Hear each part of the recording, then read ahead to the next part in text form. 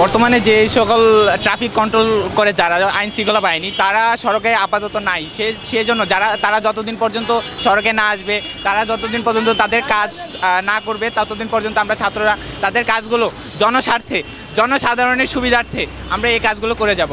আর জনসাধারণের যে কাজ যাতে যেভাবে তারা মানে সুবিধা পায়, সুযোগ সুবিধা পায়, সেই সকল কাজগুলো আমরা করে যাব। আর এছাড়া যে জায়গায় লুটপাট হচ্ছে ওইগুলো সবগুলো আমরা সাধারণ দেখব।